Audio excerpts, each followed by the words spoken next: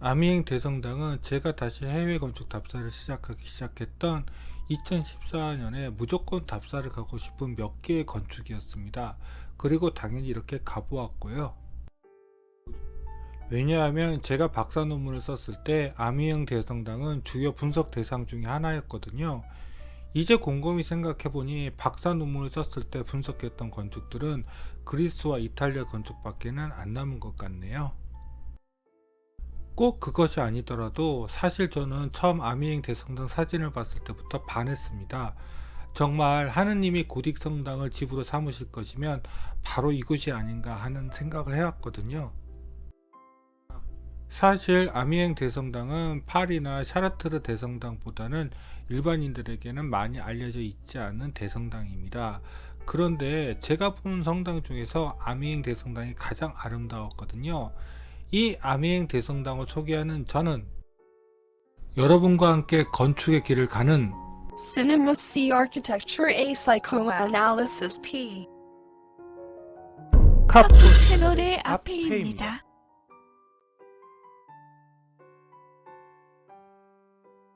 아미행 대성당이 있는 아미행은 파리에서 북쪽으로 차로 2시간 정도 걸리는 거리에 있습니다. 몽쉘 미셀까지 가는데 4시간이 걸리니까 훨씬 더 가까운 거리라고 할 수 있겠네요. 성당은 당시 도시의 중심이었기에 아미행 대성당 역시 아미행 도시 중심에 있습니다. 그래서 렌트카는 대성당에서 좀 떨어진 곳에서 세워놓고 걸어갔습니다. 지금 보이는 건축이 바로 아미행 대성당입니다.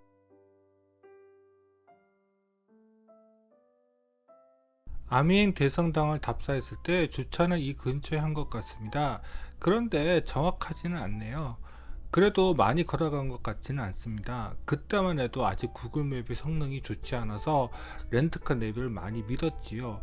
다만 정확한 것은 이쪽으로 아미행 대성당을 접근했다는 사실입니다. 그런데 막상 아미행을 가보니 아미행이 빌딩들 높이가 그렇게 낮지 않아서 아미행 대성당은 멀리서 찾기가 힘들었습니다. 그래서 이렇게 코너를 돌아 바로 아미행 대성당이 보이니 정말 좋더라고요. 고딕 대성당은 원래 짓는데 시간이 많이 걸립니다. 그런데 아미행 대성당은 당시 기준으로 보면 상당히 빨리 지었다고 해야 하나요? 50여 년밖에는 안 걸렸습니다. 그래서 그런지 북쪽과 남쪽의 양쪽 첨탑이 맨 윗부분 빼놓고는 거의 비슷하게 지어졌습니다. 실제로 여러 고딕 성당들은 너무 오래 지어져서 양쪽 첨탑의 모양이 다른 성당들이 꽤 있습니다. 아미행 대성당 정면 앞 서쪽에는 넓은 광장이 있습니다. 이 광장이 꽤 넓은 편인데도 아미행 대성당 전체 전면을 찍으려면 카메라를 새로 세우고 또 한참 뒤로 물러나야 겨우 나옵니다. 그 말은 아미행 대성당의 전체 높이가 보기보다 훨씬 더 높다는 것입니다. 실제로 내부로 들어가 보면 아미행 대성당이 얼마나 높게 지어졌는지 알 수 있지요. 여기 정면의 북쪽 탑의 높이는 66m이고 남쪽 탑은 65m라고 합니다. 많은 고딕 성당들이 더 높게 보이려고 종탑들을 뾰족하게 만드는데 아미행 대성당은 도리어 그러지 않아서 더 좋았습니다. 그런데 얼핏 보기에도 파리 대성보다 더 높게 보이죠. 하지만 파리 노틀담은 69m라네요. 이상하다. 아미행 대성당의 정문은 이렇게 3개의 문이 있습니다. 보통 고딕 성당에서 3개의 정문을 가지는 것은 기독교의 삼위일체설, 즉 성부와 성자, 성령을 각 문이 상징하기 위해서라고 하네요. 그런데 이 정문들의 아치를 자세히 살펴보면 아치를 이루는 모든 요소들의 다른 조각들을 이렇게 촘촘히 만들어서 놓았습니다. 정말 정성이 대단하지요? 이것이 종교적인 열정일까요? 아니면 메이슨들의 직업 정신이었을까요? 아미양 대성당은 측면으로 들어가면 차라리 정면이 더 사진 촬영하기 좋았다는 것을 금방 깨달았을 것입니다. 측면이 길기 때문에 전체 성당의 측면을 한 컷으로 찍기는 거의 불가능합니다. 제가 아미행 대성당을 또 좋아하는 이유 중 하나는 이 아미행 대성당이 제 눈에는 가장 완성된 고딕 대성당으로 보였기 때문입니다. 정말 건축사 수업 시간 때 사례로 보았던 플라잉 포트레스의 모습이 그대로 측면에 있거든요. 그리고 이쪽은 북쪽의 수당입니다. 고딕 성당은 십자가형 평면으로 유명하지요. 십자가에서 수평으로 뻗은 쪽에 위치하는 것을 트랜셉트라고 합니다. 그런데 이걸 또 일본 애들이 소매라는 뜻의 수라는 한자로 수락이라고 자기들 맘대로 번역했네요. 또 그걸 우리는 아무런 비판 없이 그대로 받아쓰고 있고요. 저까지도요. 동쪽 후면 역시 소예배당으로 가려져서 제대로 전체 사진이 나오지 않습니다. 그래도 좀 비켜서 보면 대충 후면이 나오지요. 이쪽은 콰이어를 둘러싸고 있는 방사형의 앰뷸레라토리의 외부입니다. 아미행 대성당은 북쪽보다 남쪽의 측면에 신경을 더 쓴 것 같습니다. 왜냐하면 이쪽 남쪽 트랜세프트 입구 아치에는 북쪽 트랜세프트와는 다르게 조각이 다 되어 있네요. 사실 북쪽과 다르게 남쪽으로는 접근하기 편한 대로가 있거든요. 그래서 그랬나? 그리고 북쪽과는 다르게 남쪽에는 트랜세프트 입구 말고도 나갈 수 있는 출구가 하나 더 있네요. 그런데 내부에서는 이 문의 존재를 알기가 좀 힘듭니다.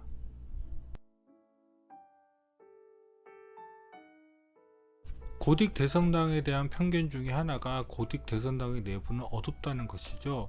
그런데 내부에 햇빛을 끌어들이기 위해서 그렇게 복잡한 구조로 큰 창들을 만들어 놓았는데 그럴 리가요. 그 편견을 깨러 아미행 대성당을 들어가 보겠습니다.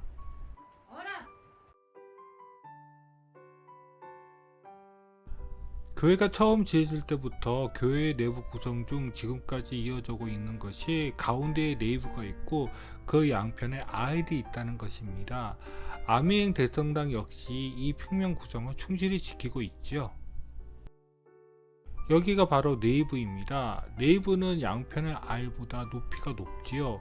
그 네이브와 아일의 공간 높이의 차이를 이용해서 이렇게 위쪽에 고측창이 생깁니다. 그리고 그걸 위해서 탄생한 고딕 건축의 대표적인 구조 방식이 이 플라잉 버트레스입니다. 그리고 이 부분이 네이브이고 이 부분은 아일인 것입니다. 그 덕분에 이 거대한 아미행 대성당 내부는 이렇게 밝은 것입니다. 그런데 왜 고딕 대성당이 어둠침침하다는 편견이 생긴 것일까요?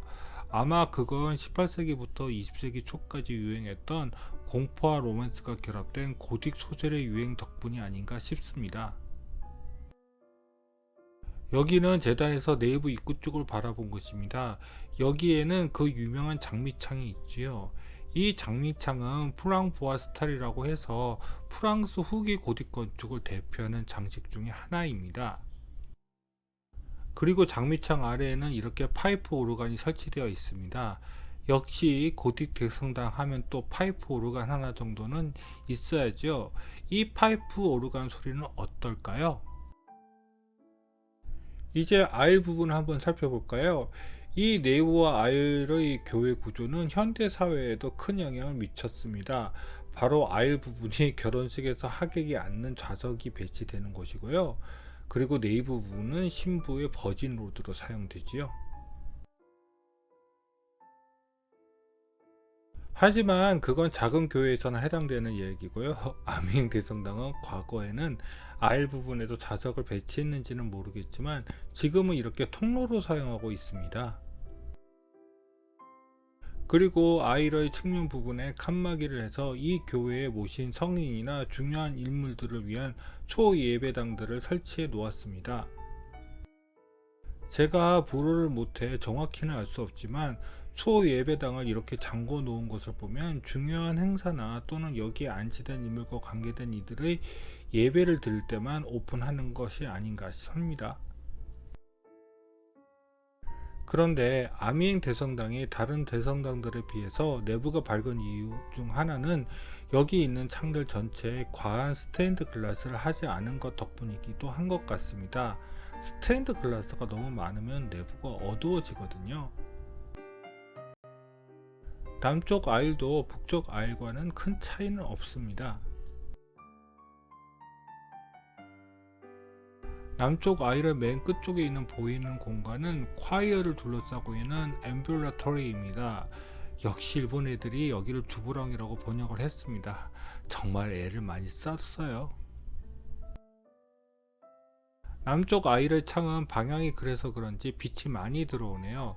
그렇죠. 하느님의 집은 이렇게 밝아야죠. 그런데 빛 때문인지 남쪽 아이의 창은 잘 안 찍히네요. 이제 트랜셉트 부분을 살펴볼까요? 그 전에 앞서서 제단 앞쪽에 있는 라비린스를 먼저 살펴볼까요?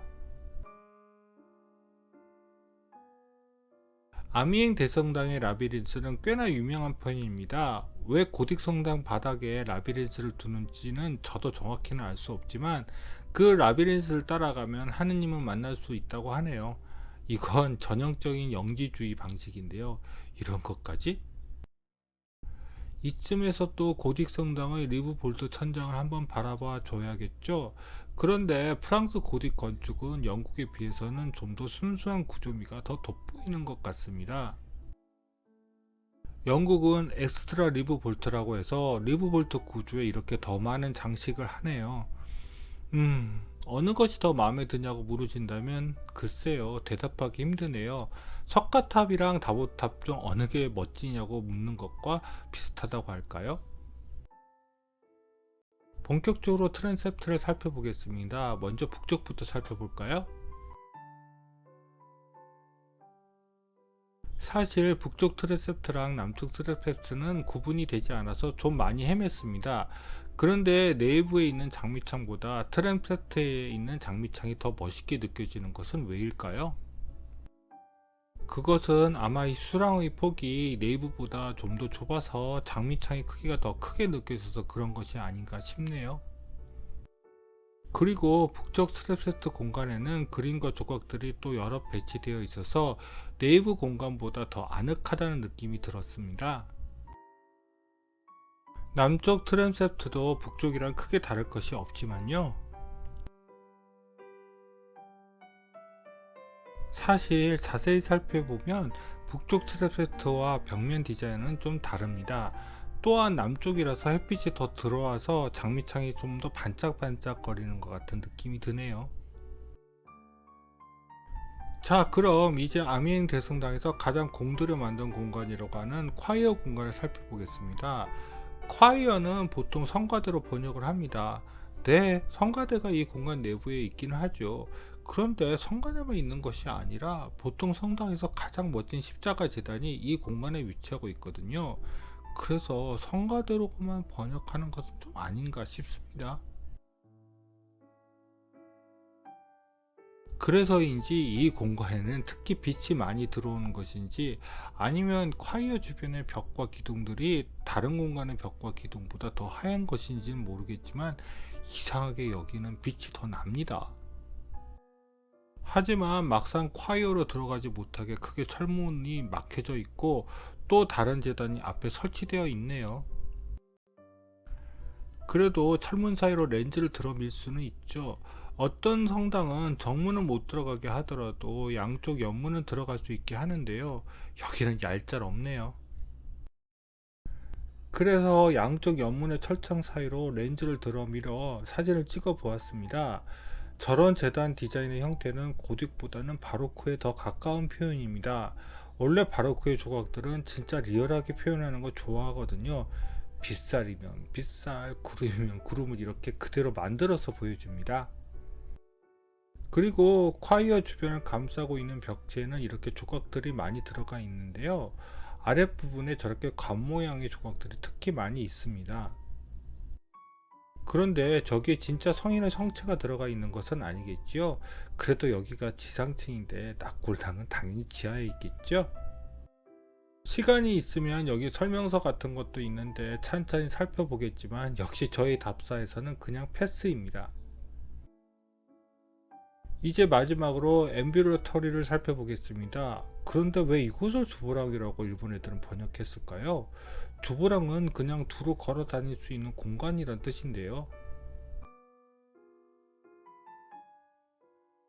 이쪽은 앰뷸러터리로 들어가는 입구 초입에 있는 조각입니다. 역시 이 대성당의 역사가 길다 보니 여기 모시는 성인들도 정말 많은가 봅니다. 앰뷸러토리 내부에도 이렇게 작은 예배당들이 많이 위치하고 있습니다. 그런데 정작 오픈되어 있는 예배당은 가운데 있는 이거 하나밖에 없네요.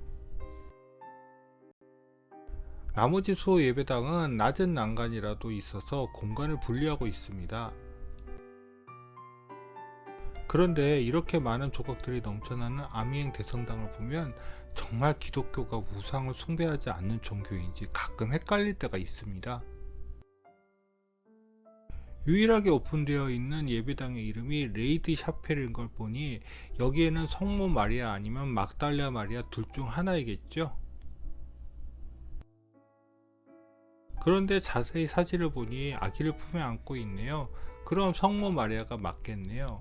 그런데 여기 스테인드 글라스는 은은한 게 정말 예쁩니다. 이제 아미행 대성당을 다 털었습니다. 사실 아미행 대성당 말고도 여러 고딕 대성당을 구경했습니다. 그래서 덤으로 대표적인 대성당들을 잠깐 불러볼까요?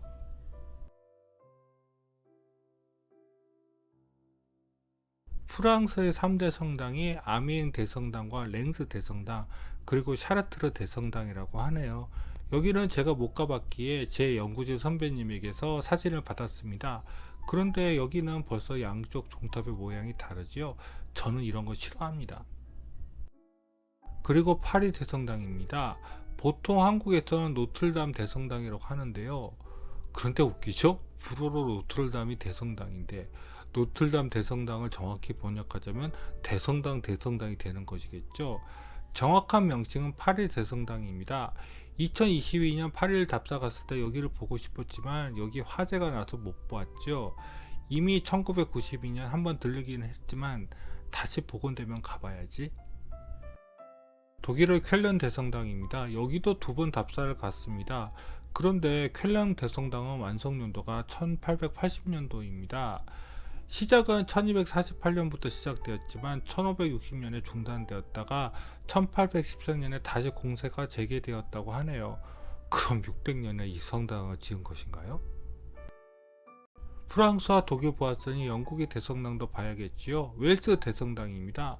그런데 다른 국가의 대성당보다는 좀 더 투박하게 보이죠? 그런데 같은 프랑스의 고딕 성당인 샤르트르와 파리 대성당 내부는 생각보다 어둡지요. 재료를 사용한 것의 문제일까요? 아니면 고측창의 높이가 부족한 것일까요? 도리어 독일의 쾰른 대성당이 생각보다 밝아 보이네요. 제가 답사를 갔던 날이 생각보다 날씨가 안 좋아서 그렇지 날씨가 좋으면 그 검은 석재들에도 불구하고 더 밝게 보이지 않았을까요? 아미행 대성당을 제외한 다른 유럽의 대성당보다 영국의 대성당 내부가 훨씬 더 밝은 것 같습니다. 사실 여기 내부의 높이도 그렇게 높지 않은데요. 의외지요?